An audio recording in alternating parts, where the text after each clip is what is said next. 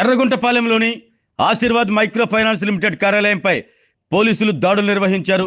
రాజశేఖర్ అనే వ్యక్తి తన బంగారం మాయమైందని పోలీసులకు ఫిర్యాదు చేయడంతో ఫైనాన్స్ కార్యాలయంపై పోలీసులు కేసు నమోదు చేసి కార్యాలయంపై పోలీసులు దాడి చేసి laptop, computer, hard disk, CPU, రికార్డులను స్వాధీనం చేసుకున్నారు.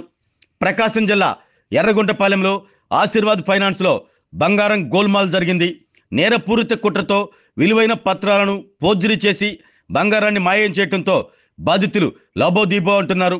ఈ నెల 24న రాత్రి 11 గంటలకు ఎర్రగుంటపాలెం పిఎస్లో పొలాల చెరువు మండలం ఐటివరం గ్రామానికి చెందిన చేవూరి రాజశేఖర్ పోలీసులకు ఫిర్యాదు చేశారు. ఆశీర్వాద్ ఫైనాన్స్లో పనిచేసే చిరంజీవి, రితీష్ అనే ఇద్దరిపై బాధితుడు పోలీసులకు ఫిర్యాదు చేశారు. ఆశీర్వాద్ మైక్రో ఫైనాన్స్ బ్రాంచ్ హెడ్గా పనిచేస్తూ కొన్ని ఫోర్జరీ పత్రాలను సృష్టించారని, సమయం ఉన్నప్పటికీ వేలం వేశారంటూ చెప్తున్నారు. 118 గ్రాముల బంగారాన్ని ఫైనాన్స్ సిబ్బంది మాయం చేశారని బాధితుడు చెప్తున్నారు. రాజశేఖర్ తన కుటుంబ అవసరాల కోసం విడతల వారీగా 118 గ్రాముల బంగారాన్ని ఆశీర్వాద్ మైక్రో ఫైనాన్స్లో తాకట్టు పెట్టి డబ్బులు తీసుకున్నాడు. తీరా బంగారాన్ని ఇడిపించుకునేందుకు వెళ్లిన రాజశేఖర్కు అతని బంగారాన్ని వేలం వేశామని ఫైనాన్స్ కార్యాలయ సిబ్బంది చెప్పడంతో అతను కంగు తిన్నారు. గడువు తీరకుండా ఒక్క నోటీస్ ఇవ్వకుండా తాకట్టు పెట్టిన బంగారాన్ని సిబ్బంది వేలం వేశామని చెప్పడంతో బాధితుడు రోడ్డున పడ్డాడు. 3-4 నెలల వ్యవధిలోనే నాకు నోటీసులు ఇవ్వకుండా బంగారాన్ని ఎలా అమ్ముతారని సిబ్బందిని రాజశేఖర్ ప్రశ్నించారు. 6 నెలల నుండి ఫైనాన్స్ కార్యాలయం చుట్టూ తిరుగుతున్నా తనకు న్యాయం జరగకపోవడంతో బంధువులతో కలిసి ఎర్రగుంటపాలెం పోలీసులకు ఫిర్యాదు చేశారు. తీగలాగితే డొంక కదిలినట్టు ఒకరి వెంట ఒకరు బంగారం బాధితులు మా బంగారం మాయం చేశారు అంటూ ఆందోళన బాట పట్టారు. ఈ ఘటనపై బాధితుల ఫిర్యాదుతో కేసు నమోదు చేసిన ఎర్రగుంటపాలెం ఎస్ఐ చౌడయ్య తమ సిబ్బందితో కలిసి ఆశీర్వాద్ ఫైనాన్స్ కార్యాలయాన్ని చేరుకున్నారు. ఒక్కసారిగా పోలీసులు రావడంతో అలర్ట్ అయిన ఫైనాన్స్ సిబ్బంది పోలీసులను లోపలికి రాకుండా గేటుకు లాక్ వేశారు.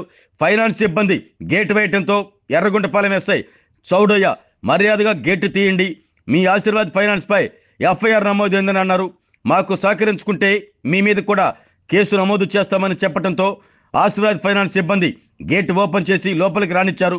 ఆశీర్వాద్ ఫైనాన్స్ కార్యాలయంలో ఎర్రగొండపాలెం ఎస్ఐ చౌడయ్య తమ సిబ్బంది, టెక్నికల్ టీం కలిసి తనిఖీలు నిర్వహించారు. ఫైనాన్స్ కార్యాలయంలో జరిగిన లావాదేవీలపై పోలీసులు పూర్తి సమాచారం తీసుకున్నారు. ఫైనాన్స్ కార్యాలయంలో ముఖ్యంగా ఉన్న కంప్యూటర్, హార్డ్ డిస్క్, ఒక ల్యాప్టాప్, పలు డాక్యుమెంట్స్ టెక్నికల్ టీం వారు సీజ్ చేసి పోలీసులకు స్వాధీనం చేశారు. ఫైనాన్స్ సిబ్బంది ఎవరైతే ఉన్నారో వారందరినీ ఒక్కొక్కరిగా పోలీసులు మాట్లాడి స్టేట్మెంట్ రికార్డ్ చేశారు. పోలీసులు మాట్లాడుతూ ఆశీర్వాద్ ఫైనాన్స్లో బంగారం మాయమైందని బాధితులు ఫిర్యాదు చేశారని, ఈ ఘటనపై కేసు నమోదు చేసి పలు ఎలక్ట్రానిక్ వస్తువులు, ల్యాప్టాప్, కంప్యూటర్, హార్డ్ డిస్క్ను, రిజిస్టర్ను స్వాధీనం చేసుకున్నామని ఫైనాన్స్ సిబ్బందిని పోలీస్ స్టేషన్కు విచారణకు రావాలని ఆదేశించినట్లు చెప్పారు.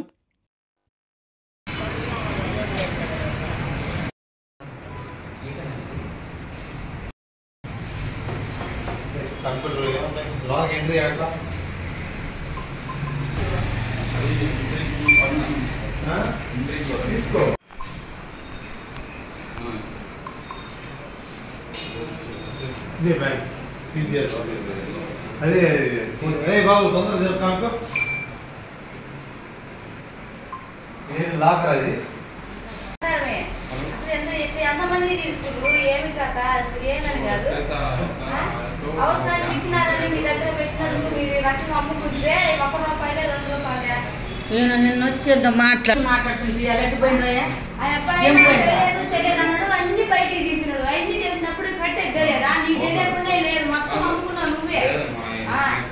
మరి కొత్తగా వచ్చినప్పుడు మాట్లాడింది మీకేం సంబంధం? కొత్తగా వచ్చినప్పుడు అట్లే ఉండాలా? మరి మీకు తెలియకుండా ఎట్లా జరిగింది?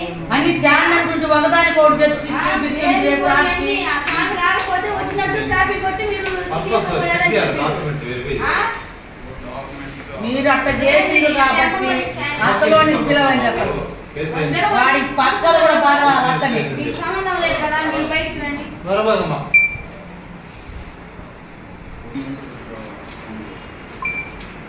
ఎఫ్ఐఆర్ అయింది, ఇన్వెస్టిగేషన్ పర్పస్ చెక్ చేయాలని.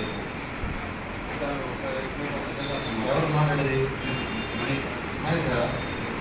హలో సార్, అది కేసు అయింది, ఎఫ్ఐఆర్ అయింది. అదే మరి ఓపెన్ చేయండి. అక్కడ ఎవరు పర్మిషన్ తీసుకోవాలి? పర్మిషన్ తీసుకోండి. మా ఇన్వెస్టిగేషన్ పర్పస్ వెళ్తాం కదా, మీరేం డిపార్ట్మెంట్ కదా. ఈ మనం ఇది ప్రమాదం వెళ్తున్నావా? లాగ్ది చెప్తున్నా, అవసరం ఇబ్బంది పడతావు. కోఆపరేట్ చేస్తే బాగుంటుంది. అంటే నువ్వు లాగ్ది మాట్లాడదు ఫోన్ చెప్పి 1,80,000 ఎస్టిమేట్ చేసిందే. 1,04,000కి ₹1 డబ్బులు తీసుకోవాలి. మీరు ఎస్టిమేట్ చేస్తారా? కాదు, మేము సొమ్ము పెట్టి నువ్వు తీసుకోవాలి. దొంగలు కాకపోతే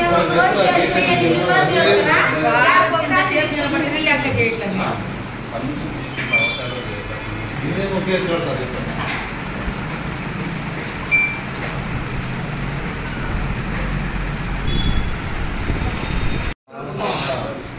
ఎవరు ఎప్పుడు పబ్లిక్ పర్సన్ అయితే నువ్వు పర్మిషన్ తీసుకుంటావు.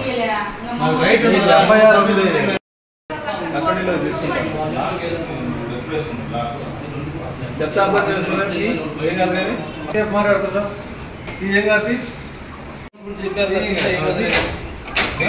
ఉన్నాయి కదా బై సీసీ లేకపోతే కదా ఇన్ఫార్మ్ చేశారు ఆల్రెడీ. మా వాళ్ళు మా స్టాఫ్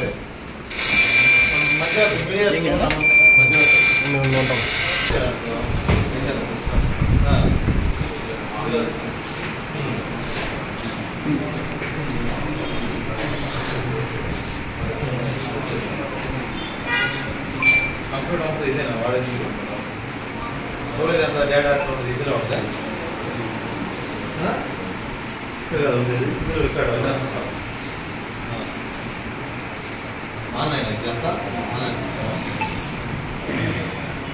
తీసుకోవా టీచర్స్.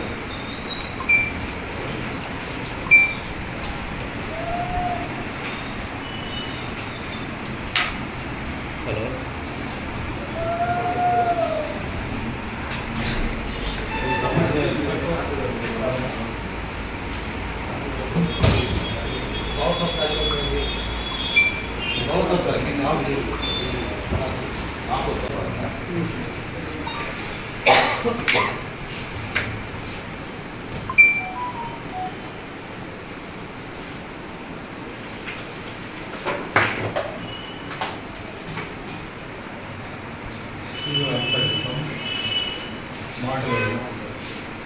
ఇదేమంటారు మనకి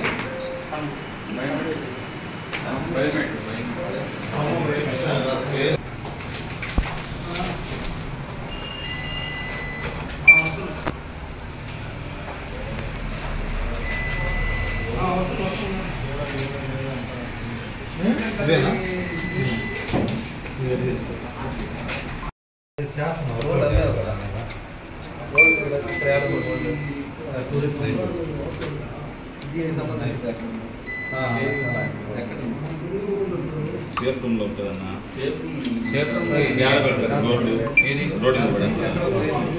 ఈయనది గోల్డ్ లేదు సార్ ఇక్కడ. సార్ రిలీజ్ చేసిన తర్వాత సైన్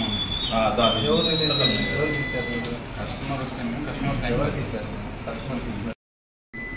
చెప్పండి. లేదు మొత్తం తీసుకొని పోతారు రికార్డులు. ఒక్క రికార్డు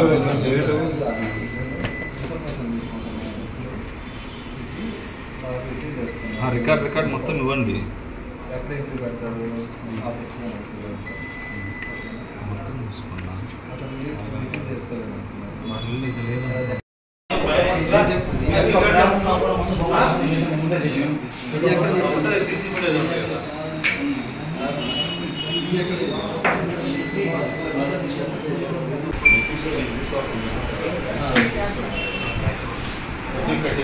క్యాష్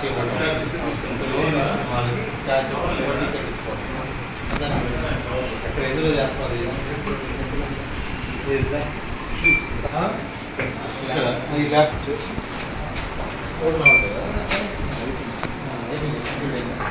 ల్యాప్టాప్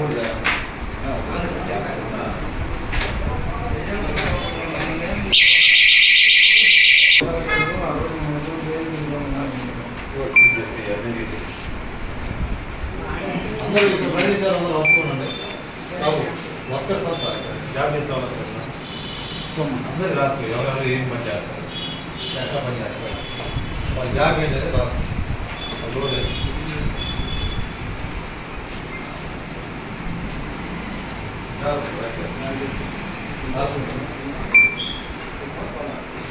మీరు క్రైమ్ బ్రాంచా?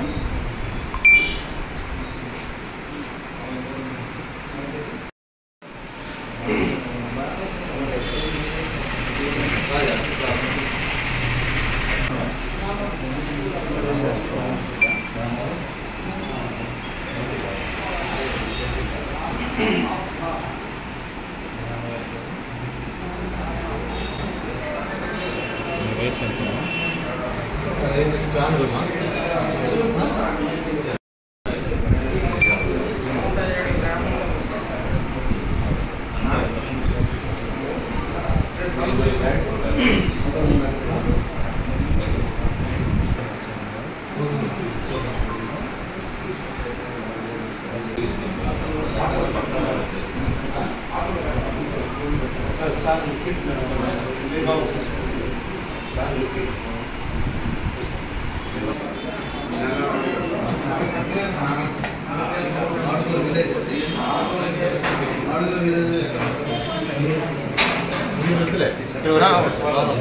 మేము లోపల రా, బయట వరకు సార్. ప్రైవసీ